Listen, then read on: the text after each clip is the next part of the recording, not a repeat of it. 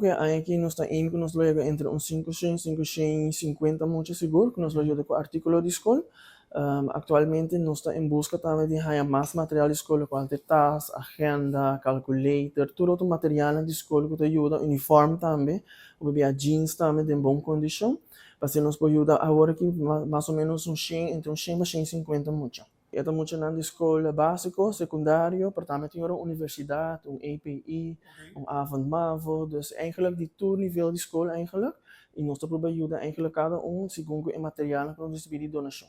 Nós sempre fazemos screening, nós trabalhamos na situação financeira de mayornan, via entrada não jega, ou não tem entrada para cobrir o material de escola, de forma aqui via screening, tomando em conta o recibo de gasto que nós estamos pagando, mas também de entrada, prova de entrada, de forma aqui nós por aprovar cada petição que dentro. So, ajuda a que dá buyback na mucha de necessidade. Nós trabalhamos toda a instância na Ronda Aruba, Departamento de Assunto Social, o Gele Kruis, o FCA, respaldo, todo o departamento com eigenlijk trahador social também, que hoben também está assinando intake, de forma aqui, nós mandamos na lista também de mucha que já acaba, nós assinamos sondeio que tem eigenlijk necessidade de articulo na escola. Necessidade aqui naturalmente principal etas de escola, mas também agenda, script, calculator, e mapa também de escola.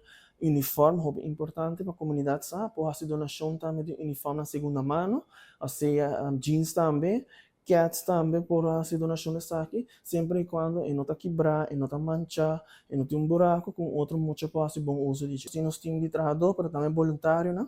Eu sempre está sorte, isso aqui não é bom, por meio que nós fazemos entrega. E a troca também, jeans é importante, uniforme também, isso aqui também só há o custo a subir. Então, de forma aqui nos pode ajudar. Uniforme mesmo, ou também uniforme de gym, bijvoorbeeld, e também parte de short também de gym, e jeans também que sempre é necessário para começar a escolar com ele. Porta asina também, se acaso a pessoa que ajuda também como voluntário, porta ele para não tinha tempo para comprar isso aqui, né?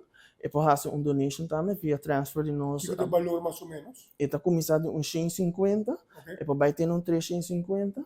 E a trobe, essa aqui também ajuda. Por mais essa aqui via nos bankrekening também, de Aruba Bank número 1000. Então, via nós também, já que nós temos experiência, nós podemos fazer parte de busca material aqui, também ajuda muito. É importante para pôr na descrição que tipo de donation está, e para pôr também o número de Back to School Project, de FPNC, para de forma que seja mais fácil para nós, para passar de enviar para destinar para o projeto.